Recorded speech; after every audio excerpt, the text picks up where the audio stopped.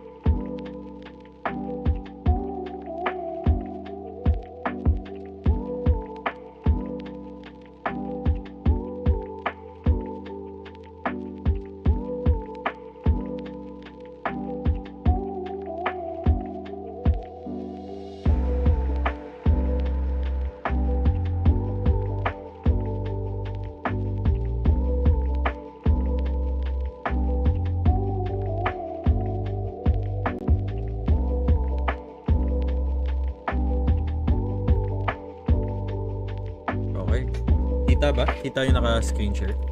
Yung standby? Lilipat-lipat ko ah. Yan. Kita ba to? Kita. Okay, okay. All clear, no? Hindi naman, hindi naman, tawag doon? Hindi naman low resolution. Very clear. Okay.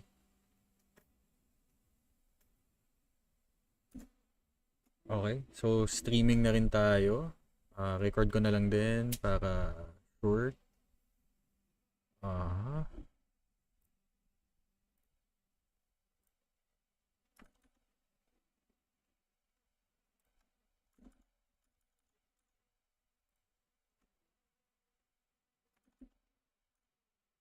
Okay. So, inline naman. Mano naman. Kumakasa naman sa Discord. Okay. Okay. So, wait lang 8:15, we can start. Para sasakto tayo dun sa ano. So, ina-analyze natin yung S&P 500, then, sasakto yun sa CPI release around 8:30. So, watch party tayo, no? Watch party for the CPI release this 8:30 p.m. So, April 10, 2024. Actually, tayo, no? Tawag dito. In the Philippines, we are in holiday. So, happy Eid sa mga kapatid nating mga Muslim, no? So, wala namang Muslim sa atin, no? Okay, so, ayan. Sige. Oo, wait lang double check. Okay, wala namang sensitive information na naka-release dito. Although maybe I'll log in dito sa natin. IBKR para mapakita ko din yung mga positions natin and yung mga movements natin in our trades. Specifically yung yesterday. So nagde-risk ako yesterday sa Huya. Actually na-hit yung na-hit yung 1 hour stop ko kay Huya. Then yesterday, 2 days ago pala, dito sa candle na yan sa April 8, nagbenta na ako at around 5:15, 5:18. So nag-tranche sell na ako, nagde-risk na ako before the CPI release day, which is today. Medyo nagde-risk na ako. Medyo kinukutuban tayo na baka gap down, pero right now, looking resilient naman yung market natin. Okay, login lang ako, wait lang para kita natin yung mga kwan. Lipat ko lang dito.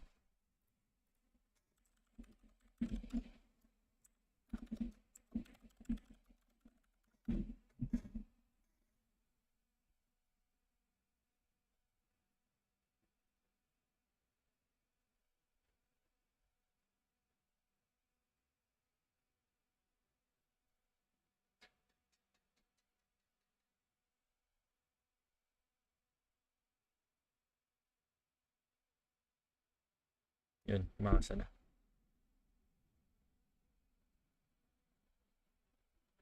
Okay.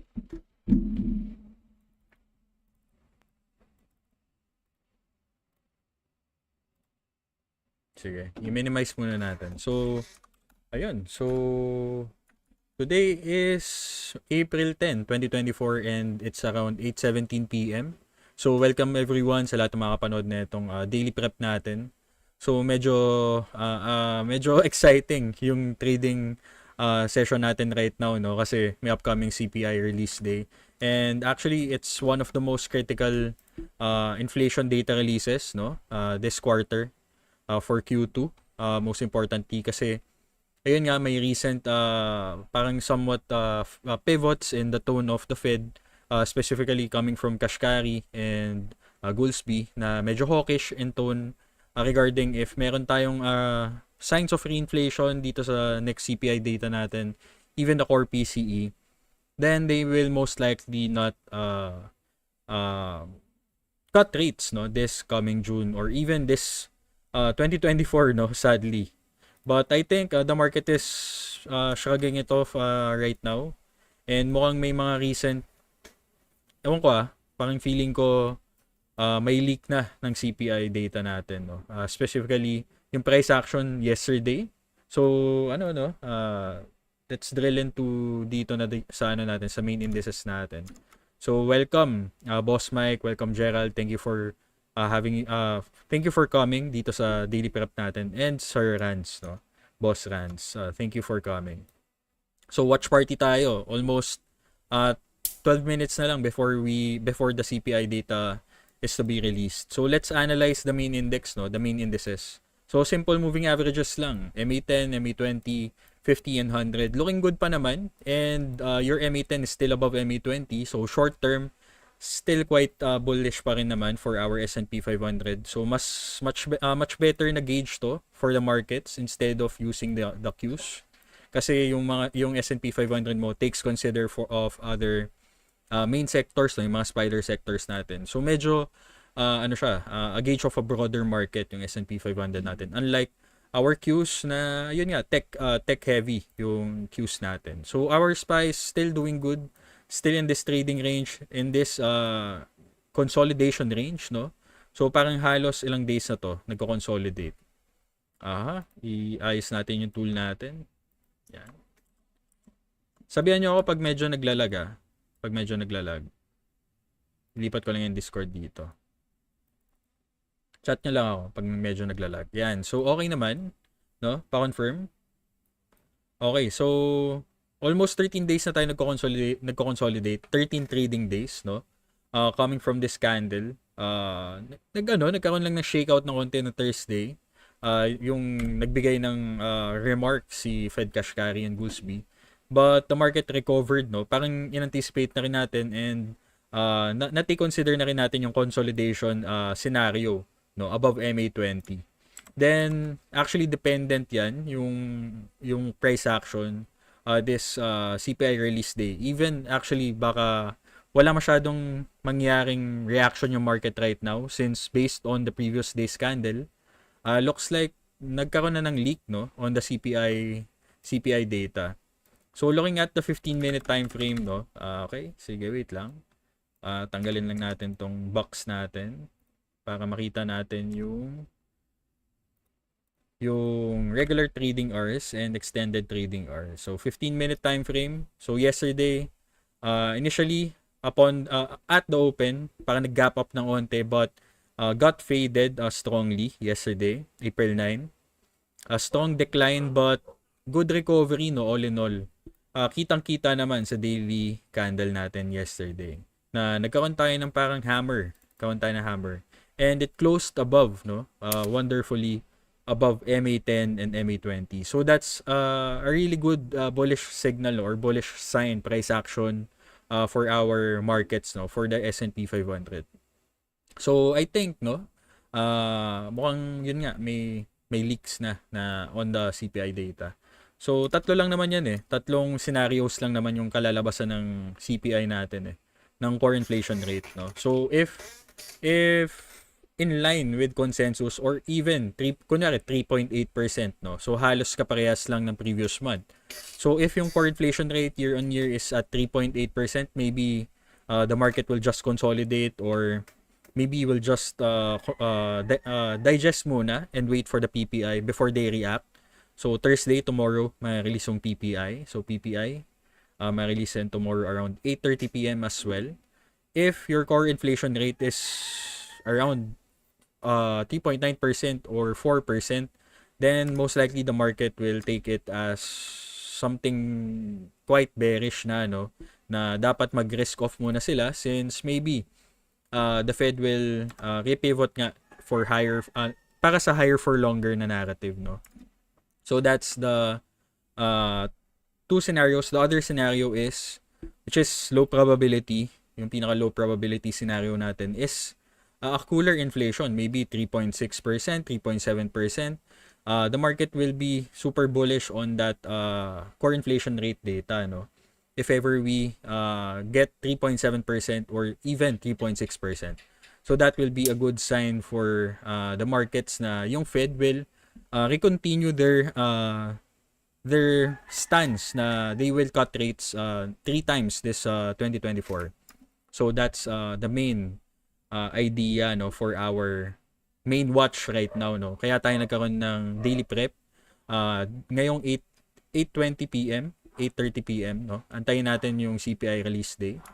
Yung release date data real time, then tignan natin ano yung price action, no, para ma-record din natin personally, no, ng community natin. So amazingly magandang ano yun, magandang I think magandang material to na pwede nating ipakita din sa future community members natin, no. And yung mga susunod na mag-aaral ng US market and even go to global markets. So looking good, no? Pre-market, the market is quite bullish naman this pre-market session. Ito yung pre-market session first candle. Nagkaroon lang ng onting rally, then declined below MA20 on the 15-minute time frame, then recovered above it again, no? Although we are seeing some signs of selling right now before the CPI data release, no? Around 5 minutes, 5 minutes left na lang, 5 minutes left. So moving on dito sa ano natin sa Qs. So looking good naman ang Qs natin, still in a range, no, about 1 month range na yan. So that's good. Baka ito na inaantay ng market na instead of a pullback, no, ito na yung base na inaantay ng market, no. Should we have a bullish data, CPI data, then most likely the tech sector will continue its rally, even breaking above 450 level. So tignan natin this trading session. So far, technicals wise, recovering above MA20, touched MA50 for the first time, so that's good. First touch, next day nag counter rally siya, no. Magandang price action siya for me, no.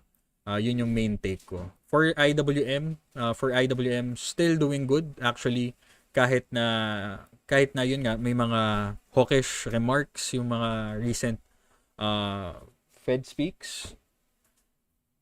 Your IWM, your small caps, yung pinaka interest rate sensitive na segment natin is actually recovering above MA10. So small caps doing good, bouncing off dito sa previous resistance level, no. Yung mga previous swing highs at this area, no, at 203. And even supporting dito sa support trend line natin. So static support trend line, static support natin. So welcome Borgino, buti nakahabol ka. So 4 minutes before CPI data release. So looking at mid caps, no. One of the strongest segments in our indices, no. So early stage markup yung mid caps natin. So more room for upside. Still has room for growth. Ang layo pa ng Wyckofian target natin. Mid-stage markup target natin at 610. Yung 1618 level, no, of this accumulation range. Ito, no. Okay, so looking good. MDY still above MA10 and MA20. And even bouncing off dito sa value area high of this trading range. So since all-time high breakout dito sa 517, 520 nung Feb, nag all-time high yan nung Feb, almost a month. almost 2 months, I mean. Nag-ano lang siya, tinatouch lang, kinikiss lang MA20, kisses, touches, then bounces off dito sa MA20 natin. So this is a good sign for MDY. Good price action, no? All in all. So I think yun nga, bias ko talaga na ano na yan eh, nabulungan na yan eh, yung merkado natin, nabulungan na yan. Titignan din natin kung titignan natin yung DXY, no? So kung talagang pangit yung inflation data release right now, most likely dapat nag-rally na yung DXY eh. Makikita mo na yan eh, mauuna na yan eh. Mapaprice in na yan eh. 2 days, 3 days before inflation data release eh. So DXY looking weak right now. So for me, this is a good sign for equities na we are seeing some signs of bearishness in the dollar or weakening in the dollar. So what we want to see for the dollar is to break below MA50, itong blue line natin. And actually, much better if we break below this support trend line, no? This support trend line. Looking at MA100, yung 100 day SMA natin, yung red line natin, showing some signs of bearishness pa rin for the dollar since it's still sloping downward. So heavier magnet yan for the dollar. Yung 100-day SMA. So 10-year yields din, no? Actually, parang tingin ko, looks like a bull trap to eh. 10-year yield bull trap to eh. Pwedeng retest yan sa 4.35%. Yung previous 3-month high. But actually, depende pa rin yan sa mangyayari ngayon sa CPI and even PPI, most likely. So that's the high probability trigger for our 10-year yields. Okay, so speaking of our bonds, yung TLT natin, yung pinaka broad benchmark natin for bonds, yung TLT, the 20 plus year treasury bond ETF. So nag-counter rally siya 2 days before CPI release date. Even pre-market open is doing good for the TLT. So usually, ito yung smart money, yung bond market natin, yung treasury market natin. So usually nga, 2 to 3 days before a super risk-off event or a risk event na critical, like eto, yung CPI data release. Right now, almost 1 minute, dapat nalalaglag na yan eh. Dapat nalalaglag na yan. Pinaprice in na yan ng bond market. Okay, so US oil consolidating for many days, no? Around 4 days na rin nagko-consolidate yan. So let's wait for core inflation rate. Tignan natin. Countdown, yon 8:30 PM. Ba't di pa namalabas to? 0.4, 3.8. So sakto lang. Nabulungan nga. Na swabe lang yung inflation rate natin. Hindi naman super lala na tipong 3.9%, 4%. So congratulations, no? Sa market. So ang sarap mo, Pia. Ang sarap mo, Pia. Stop the cap. Oh, stop the cap. Oh, yan oh. Okay. So, okay. Mukhang maganda magiging reaction ng market dito. So, tingin ko, yun nga yung magiging yun lang. Putik. Pangit pala. So, tignan natin. Yun na nga. Tignan nga natin. Analyze natin mabuti. Yung non-core, medyo nagkaroon ng big spike. Masyado ako na-focus dun sa core. Sa 3.8%. Yun lang. Okay, sige, tignan natin price action. So, 15-minute time frame, pre-market. So, big reaction. Maybe na-trigger yung mga algos right now. Na-trigger yung algos dun sa non-core spike. So, 3.5% medyo paano ba? Medyo actually core inflation rate pa rin naman yung tinitingnan ng Fed. And actually, yung core PCE. So, maybe yung PPI talaga yung pinaka-determining factor. Pero right now, SPY is down 0.88% and looks like pangit yung lumabas. Oo. Okay. So, syempre, market open pa rin magana dyan, magdedetermine. Syempre, yung influx talaga ng, ano, ng money is on the open.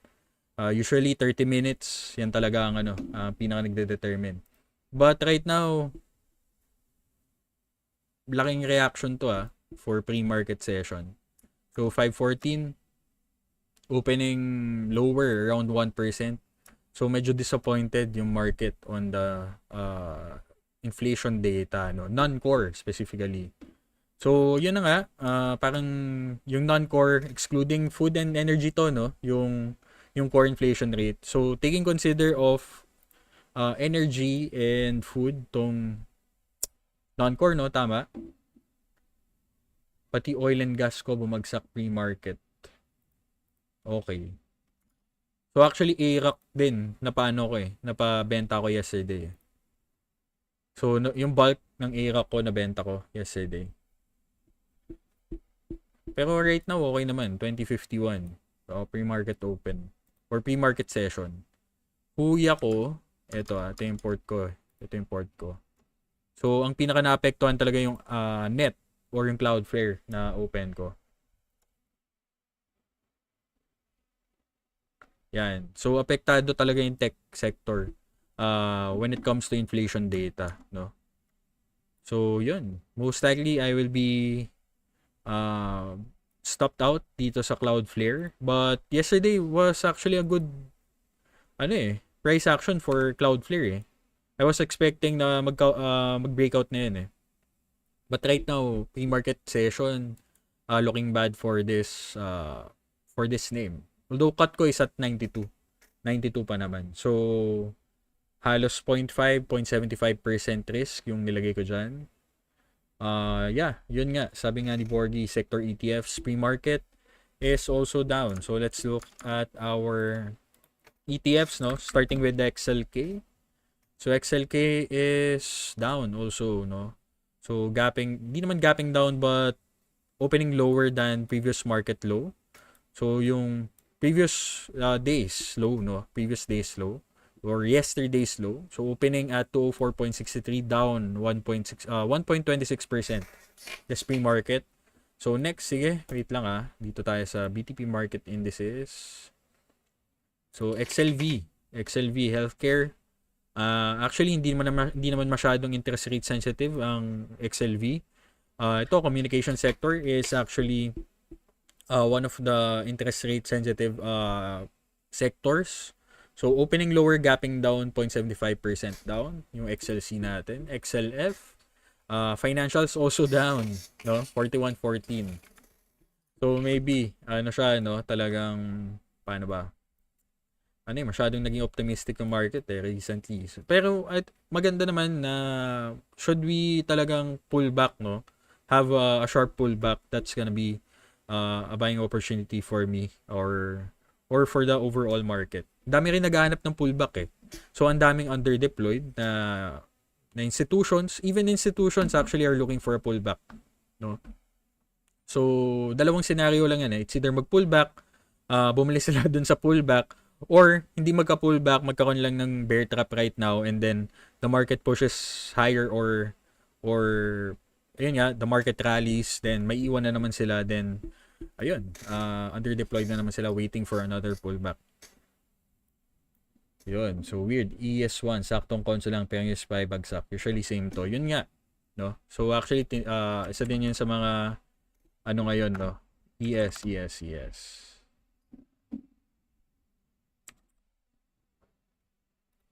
Yan. Maybe lang to, no? Yung galaw ng SPY right now. Maybe algo triggered sell-off. Probably, no? Tingnan natin ulit, no? So, yun talaga, malakas talaga yung sell-off right now. Pre-market session. 513 na. 513. So, 1.20%. So, second, na to? Second, more than 1% drop na yung market, no? This April. So, we shall see. Baka naman no? Mag-copium yung market. Tingnan nila na core is actually still okay, 3.8%. Pero yun nga, yung non-core, medyo ano yan, malala, no? 3.5%. Syempre yung non-core is, ano mas makikita mo yung effect nun sa, sa, sa consumption ng tao Kasi food and energy included.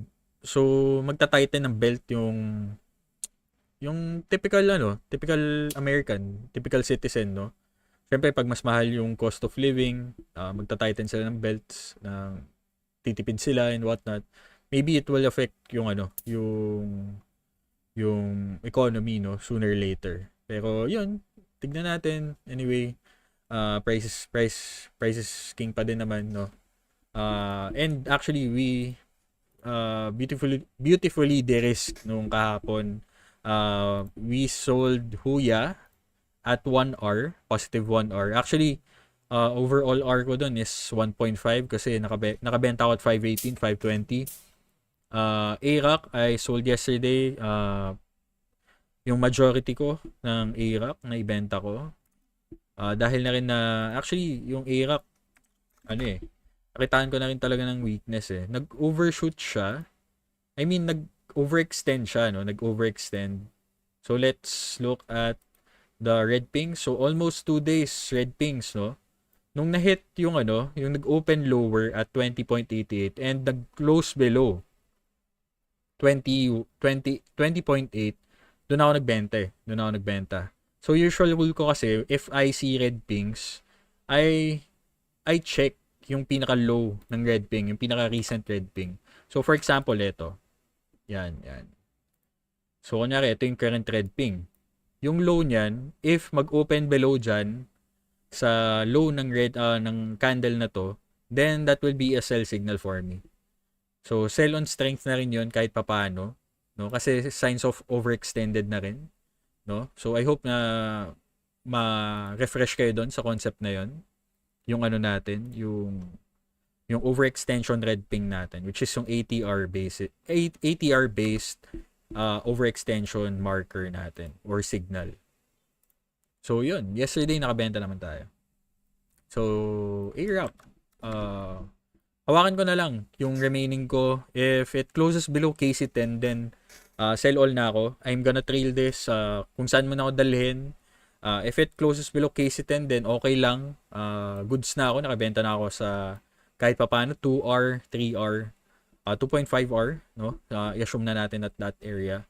But ayun, okay pa naman. Okay naman yung ARAC. All in all, it's a gain for me. Ang pinaka inaalagaan ko na lang right now is Axon and Cloudflare. So right now, down yung Cloudflare ko around $541. No? So kahapon maganda yung movement ni Cloudflare Maganda yung movement ni Cloudflare. So pag ganyan, no? So bakit ba ako naka-focus dito sa current portfolio ko? Ba't ko ine-explain?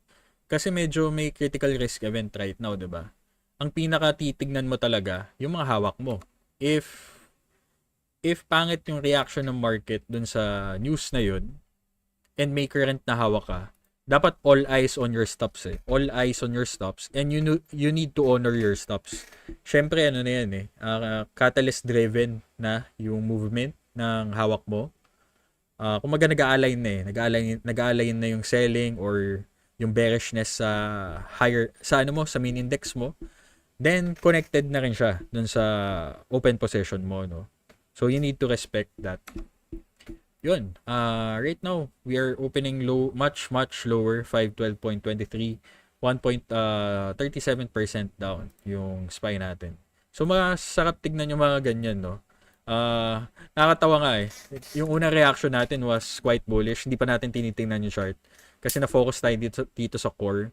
But etong inflation rate sa non-core, 3.5%, doon nag-react pala yung market.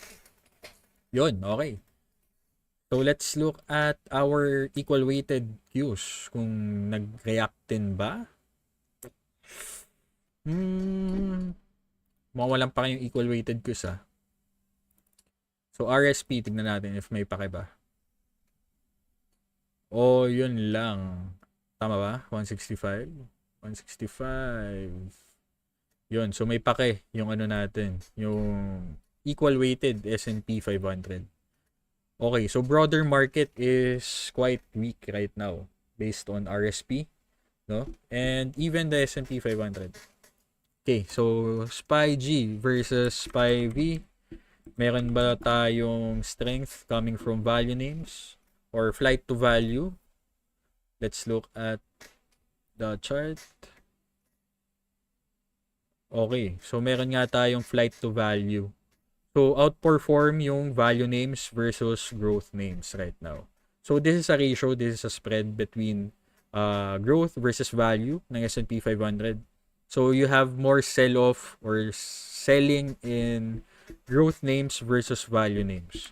So tingnan natin yung SPY-G. So mga quick lessons muna tayo, no?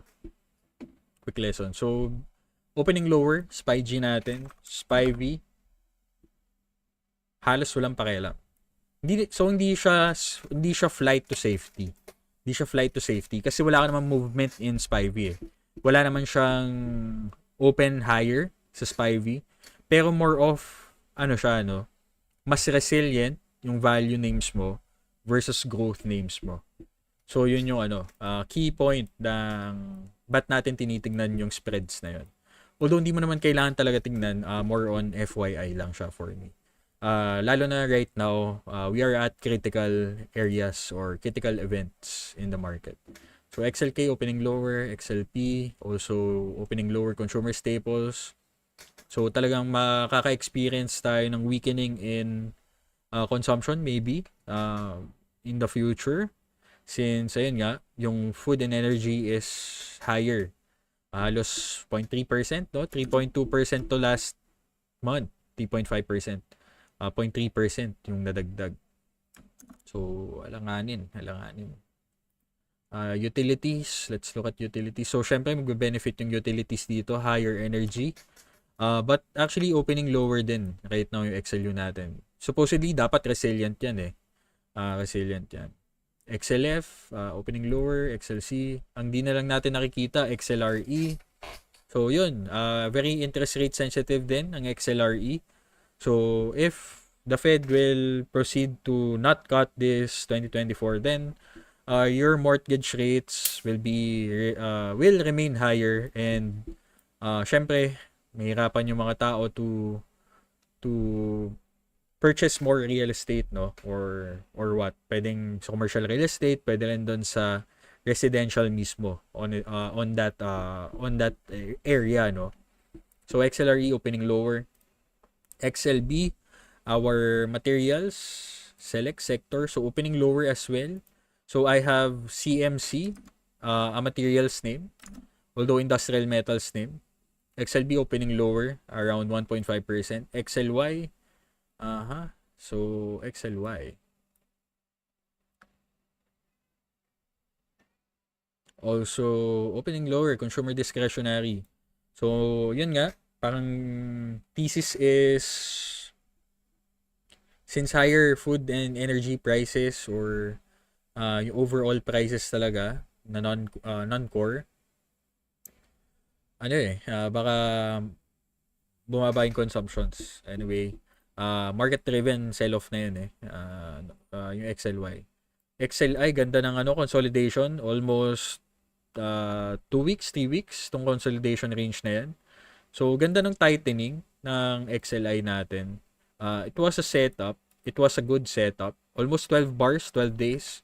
So, pasok na yan sa continuation pattern criteria natin.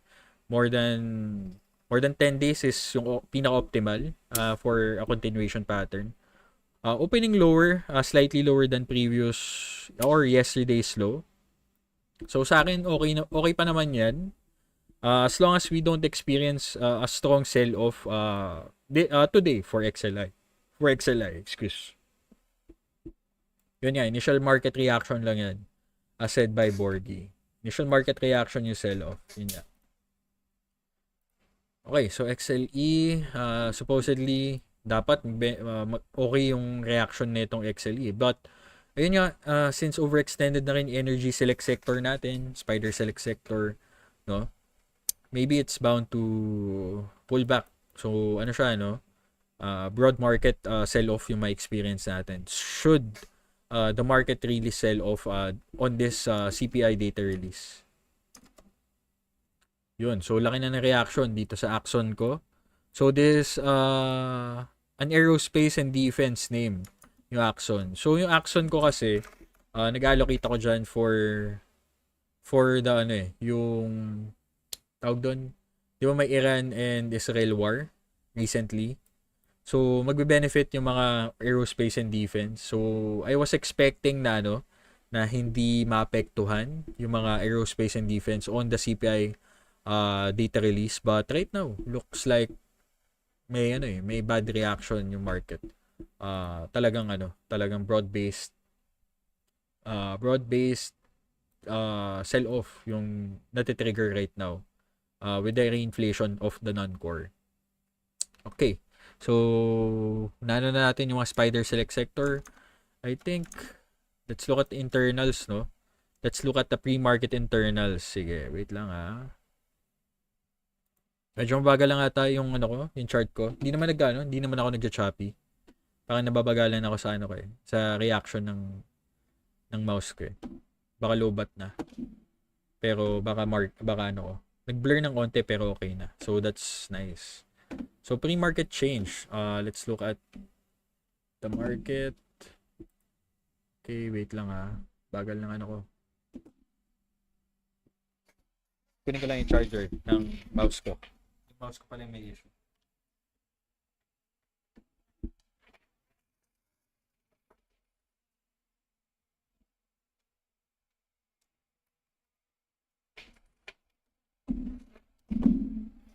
Yan. So ito yung heat map natin. Putang ina, lala. Sorry for the word, no. Lahat pula. Spotify pula. 3% down. Mara is down 2.45%. So if you're trading Bitcoin, no, if you're trading crypto, most likely, sige, I think sell-off din na experience ng BTC, no? So break below the flag of 1 hour time frame. Yung BTC USDT. So mukhang binultrap lang yung market, no? Binultrap lang yung mga crypto fanatics natin. Yung break above 72k, no? Break above 72k. Even closing below KC10. Ang Bitcoin natin right now. So net short ang bias natin for crypto. Most likely maapektuhan din yung crypto markets natin in this CPI data or this inflation data release. Sige, tignan natin ulit yung mga macro benchmarks natin. Okay, so malakas yung DXY. So yun na nga, no? Yun na nga, yung inflation data. Parang pina-pullback lang yung DXY, then right now, strong rally, no? So almost 0.5% up. 0.5% up ang dollar index natin. So let's look at US 10-year. Supposedly dapat maangat din yan. Yun na nga. So baka dito tayo papunta, no? Bond yield tantrum ulit of July 2023 up to October 2023. So baka ito yung experience natin. Maybe a 6-month di naman 3 months lang pala yun. 3 months lang pala yung pullback na yun. Sorry. Medyo natakot yata kayo nun Ito, yan yun. Ito yung bond yield tantrum of July to October 2023. So almost 3 months, 90 days, no? 90 calendar days. So if we experience a 10% sell-off, 10% sell-off ata ito from peak to trough, 10.5, 10.4. Tignan natin, no, from peak to trough, if we experience a 10% sell-off, hanapin natin 10%. So saan siya tutumbok? Meron ba tong support level na tatamaan? Yun na nga, meron nga, no? So baka yung retest papuntang 460. Pakita ulit yung rate cut projections. Okay, so okay. Node muna tayo nito. De joke lang. Ano muna tayo? Focus muna tayo.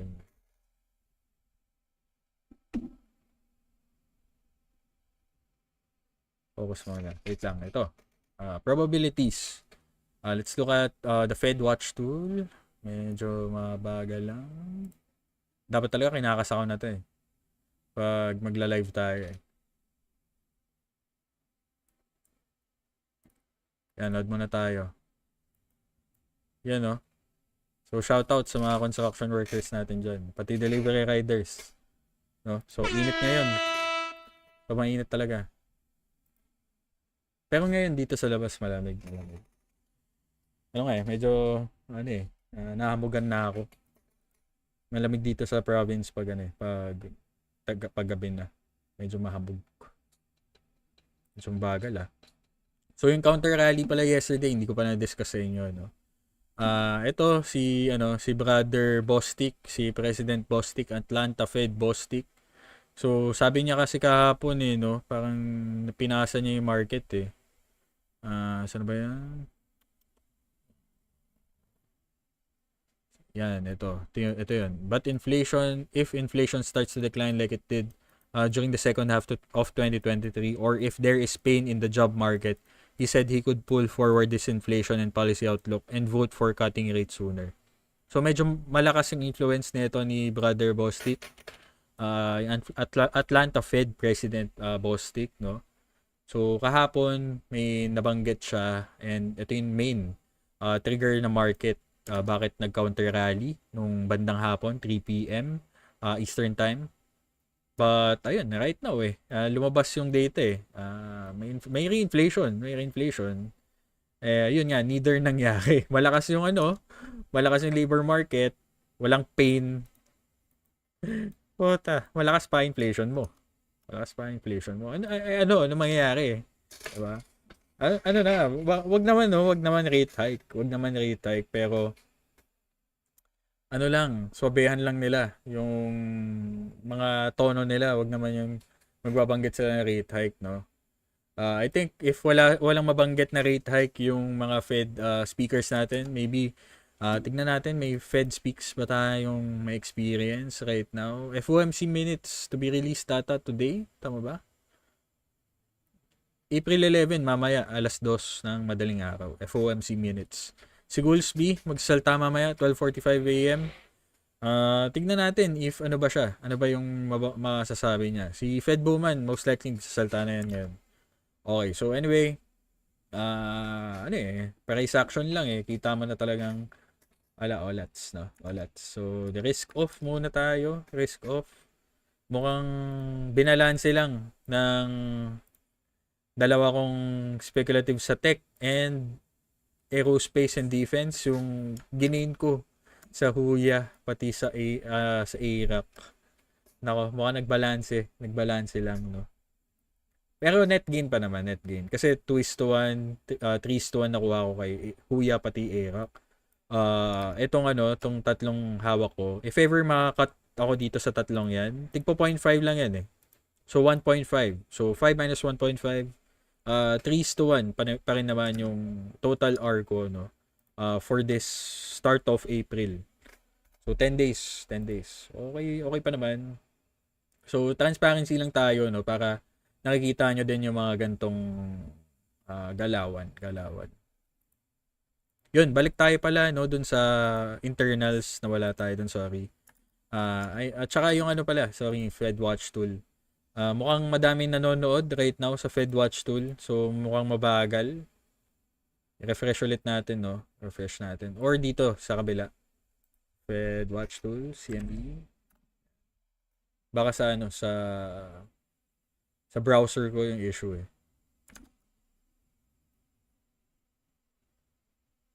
If hindi mag-load sa parehas, most likely, ano na to? Sa kanila yung choke point. Baka madami na nanonood dito sa CME group. Ikot lang na ikot.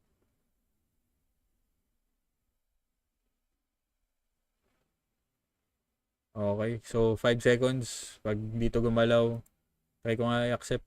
Baka gustong ipa-accept Okay, so wala talaga. Wala. So, yung US 10-year na lang, tignan mo, no? Mukhang talaga higher for longer yung pinaprice in ng yields natin. So, tignan natin pala, no, yung heat map natin. So, all over the board, sea of red. So, pre-market session yan, pre-market change.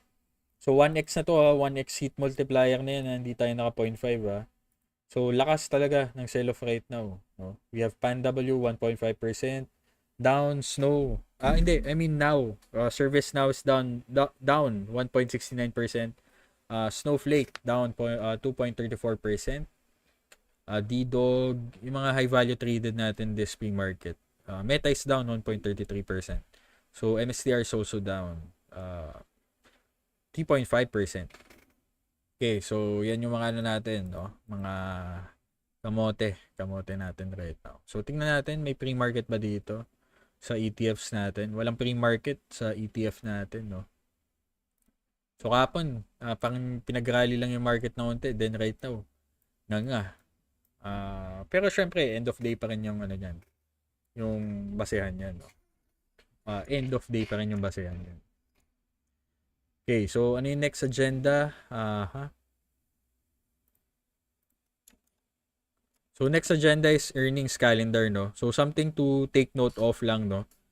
This Friday, critical earnings releases is on Progressive Corp, PGR, an insurance and a multi-line insurance name, Citigroup, Wells Fargo, JP Morgan Chase.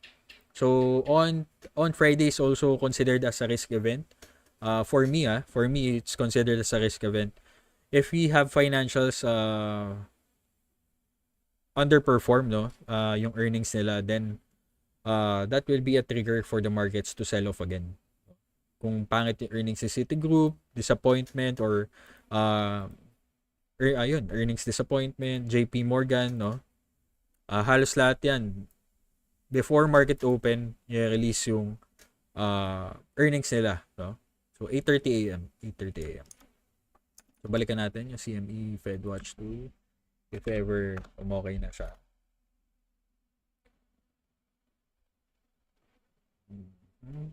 Mukhang wala talaga, no? Okay, so ayun. May mga hawak ba kayo? May mga hawak ba kayo na gusto nyo tingnan? Pa-chat na lang, pa-chat. So CV yung kanina, no? Yun, good. Great job, Borgino, for being all cash, for risking off in this market. So actually, yung market is very avoidable naman. Very avoidable. So pwede ka naman chill muna. So kanina, yung CV, sabi mo, 'di ba, opening lower. Tama ba? Pero okay naman. Tama ba?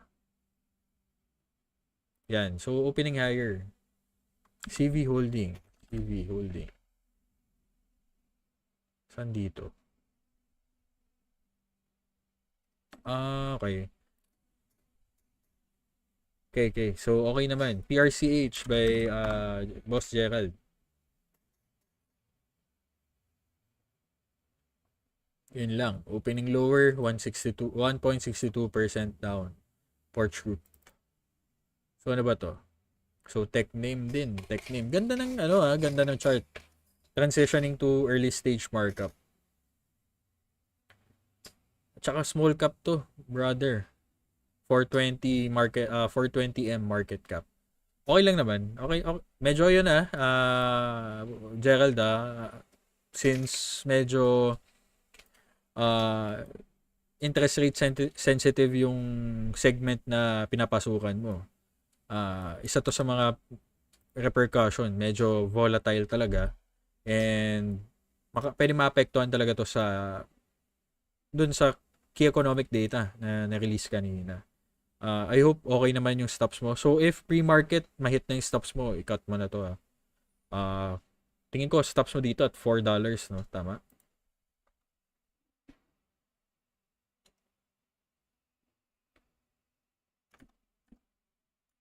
Yan.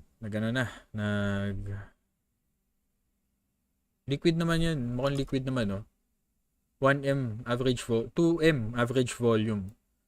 No? So, around $8 million.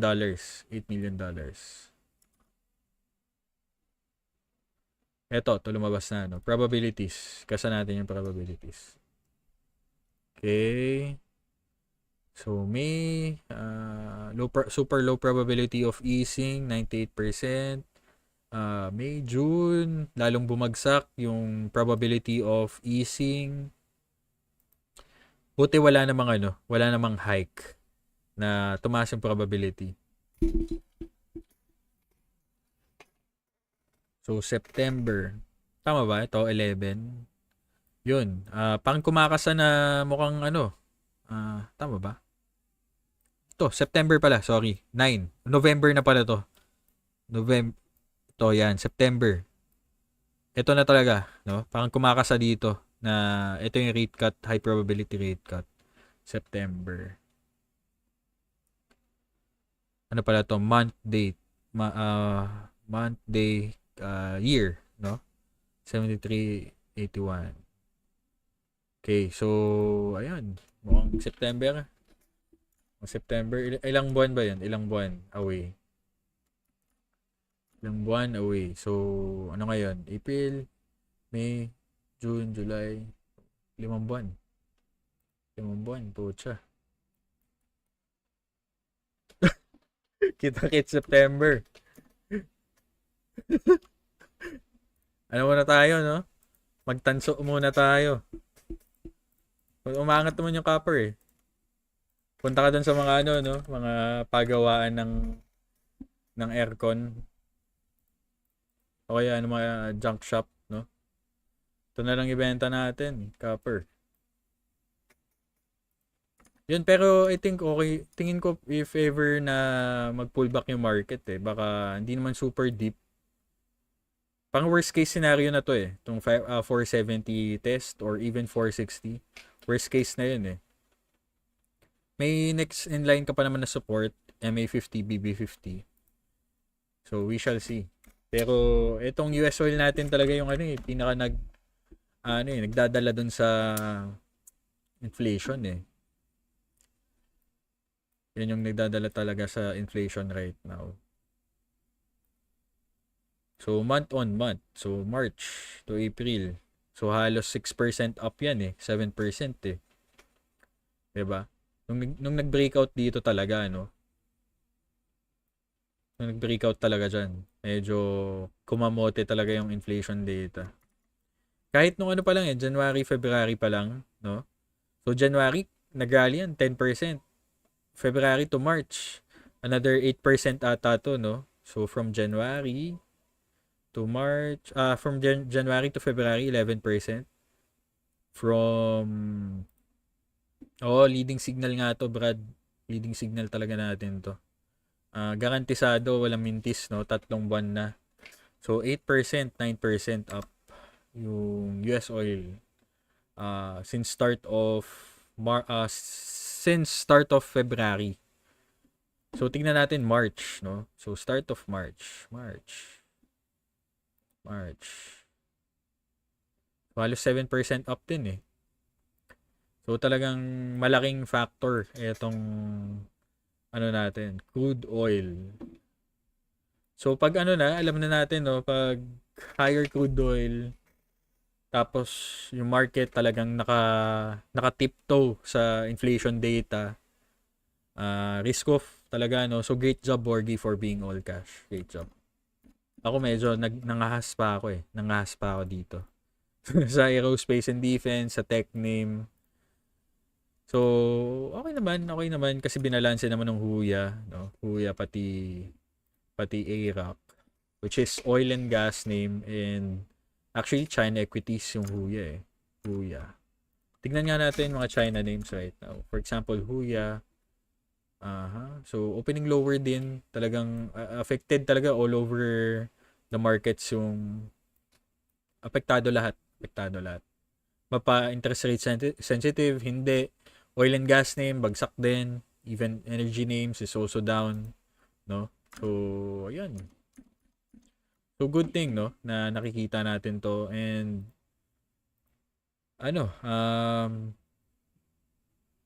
let's just,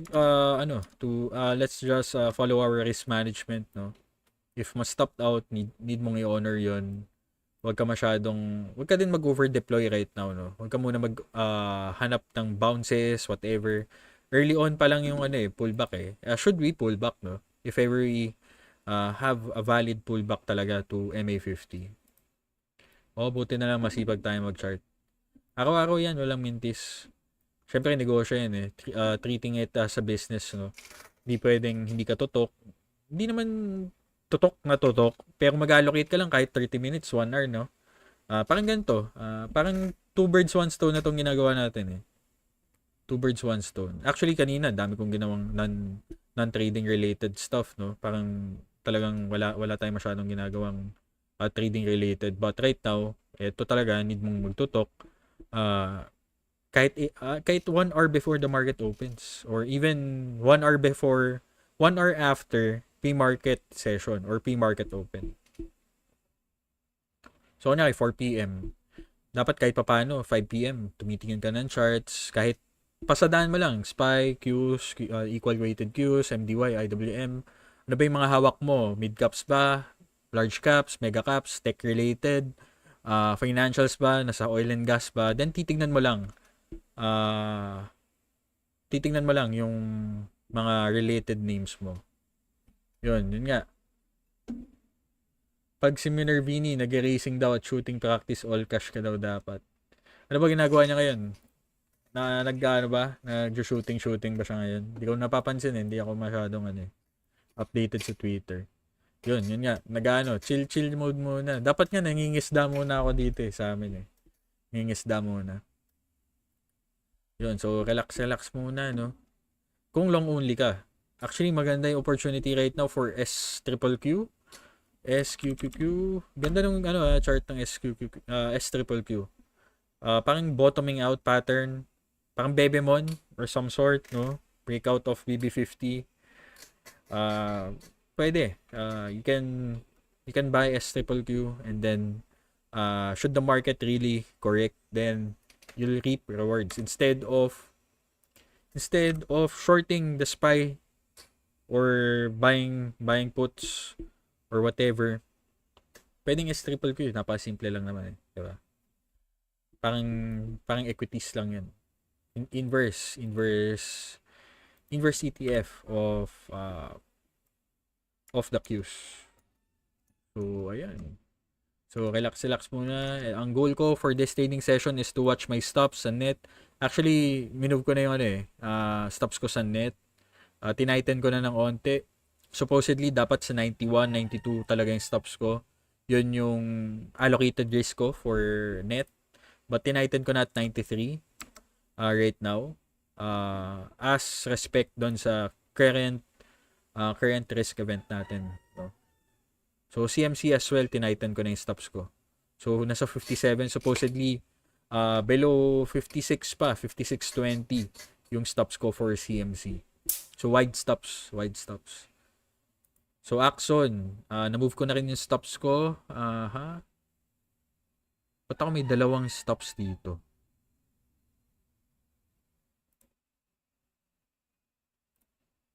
Okay, so, hindi, ARAC pala to. Parehas kasing A, sorry. So, ARAC 1917 yung stops ko. Halos at break-even price. 1917. So, ano na yan? Canceled risk na yan. ARAC na yan. Axon at 307 yung stops ko. Around 7 points or 7 points below my average price. So, 7 times 76. Around, ano yung dollar loss ko dito? Projected dollar loss ko. So, $500 lang, no? So, net liquidity ko is 150. So, halos 1/3 lang. 1/3 lang ng portfolio talaga. 0.33%. So, super tight lang talaga yung risk natin during this periods in the markets. Parang mga lang naman yun, mga pilot positions, no? Most importantly, if you want to speculate din na mag-continue yung rally, pero critical yung current events right now. So, ayun. May nalimutan pa ba tayo? So far, see you on September, no? If ever hindi na gumalaw yan. Pero, ewan, hindi natin alam. Sana ma-sustain na yan, no? Wag lang yung next inflation print is super lala. Yung tipong 4%, ganun. Wag lang ganun. Wag lang din magkaroon ng war. So, dasalin din ninyo na wag na magkaroon ng war. Kawawa din yung mga ano natin, brothers and sisters natin sa Middle East. Yun anyway, yun. Any questions, guys? Any questions? Okay, so all good. So good thing na nakita natin tong mga ano na to, mga events na to. So I hope na-entertain naman tayo lahat, no? Na-entertain ba kayo? Ako na-entertain ako eh. Kala ko, kala ko okay na eh. Okay na eh. Pero kamote, no? Kamote. Ito, inflation, pangit. Inflation, non-core. Super shit. Super shit, no? 2.5%. Aha. 0.4. Pero in line with previous month eh. Halos wala kang... Actually, kung i-analyze mo, no? Parang month on month. Parehas lang nung February. Usually on January, February, seasonal. Tama. Kasi seasonal re-inflation yung January, February. Yung March, talagang ang expectation ng market is kahit papaano mag-drop yung ano eh, yung non-core eh. Tama, tama. Nakaligtaan natin yun. Talagang dapat bumaba kahit papaano eh. Mga tipong 0.1%, 0.2%, ganun. Than previous month of, nung February, no? Pero yun eh, in line lang din, in line with the inflation rate nung previous month. So, ayun, 3.5% tayo year on year. Yun nga, tama, Gerald, no? Malamang wala pang rate cut for June, for July, pero monetary based ano na yun eh. Monetary based factor or monetary policy based liquidity factor na siya. Pero tignan natin yung ano natin, no? Speaking of etong liquidity benchmark natin is actually recovering kahit papaano, no? Nag-bounce above MA50. Um, tignan natin end of week, no? Tignan natin end of week. So Wednesday pa lang naman ngayon, but we have a flatlining of our Fed liquidity benchmark right now. Pero if this week we experience an uptick, tipong mag-close tayo above 6.4, that's gonna be a risk on signal, no? Or a leading risk on signal for the markets or for equities and crypto as well, no? So ayun, dependent pa rin yung galaw ng market, no, most likely, or ng equities, ng risk assets sa liquidity na nai-inject ng Fed, no, and US Treasury Department. So actually kung titingnan mo yung TGA accounts, no, TGA accounts, yung checking account ng US government, etong WT region, we are seeing almost 2 consecutive weeks of downticks, no? Kahit na series of bond auction. So talaga nag-spend na yung US government right now. So if your TGA accounts decreased way below $700 billion and continuous downtick na yung experience natin tulad nung start of April nung 2022, then that will be a good sign for equities, no? Since we will have liquidity injections coming from the checking account of the US government, which is WT region TGA accounts, Treasury General accounts. So our points YD, yung reverse repo facility natin, we still have 440 billion, no? All in all. So flatline lang right now ang na-experience natin as of Wednesday. But should we drop lower than the previous swing low dito sa $400 billion level, then another liquidity injection yung may experience natin, no, in the financial markets and even in the real economy. So fiscal dominance, no, tipong yung liquidity injections is not coming from the monetary policy but more of yung ginagawa ng US Treasury, which is issuing more bills, short-dated treasuries. Since short-dated treasuries siya, like the 4-week bills, 3-month bills, madaling nag-circulate yung pera sa commercial banks, sa real economy, sa financial markets, no? So kunyari may $1 billion worth ka ng 4-week bills. So 1 billion 'yun, 'di ba? Tapos magkano yung rate ng 1 month bill ngayon? US 1 month bill. Yan. Ano yung rate ngayon? 5.3%. So 5% of 5% times syempre yung duration, no? So 1 month. Meron kang net gain dun sa nag-utilize nung bond ng bill na yun, 'di ba? Or yung bumili ng bill na yun. So magre-return back yun to their commercial bank or to the financial institution, to their institution, no? Basically, then pwedeng i-re-roll nila yun in bills again, pero all in all, you have a liquidity injection, no? Yun yung bottom line, eh. So you have more money supply, no, basically. Though di siya makikita mo lang siya dito sa ano natin, sa benchmark natin. So very dependent yung galaw ng market dito. Most likely right now hanggang ngayon. So ito yung current ano natin, leading edge natin right now. In terms of macro, no. Itong Fed liquidity benchmark natin. Okay, so I think all goods na tayo, no. So 9:20 na rin. Almost an hour of live session or watch party sa CPI. So thank you for being here, Boss Rans, Gerald, Mike, and Borgie. No? Nice to have you, everyone. Thank you for listening and experiencing this key market event. Yun, step up ng plastika na naman bukas sa office. Yun lang, no? Stop the cap. Stop the cap. Okay, sige. Bye-bye. Ingat. God bless, no? So, happy Eid. Enjoy time with family. God bless and good night.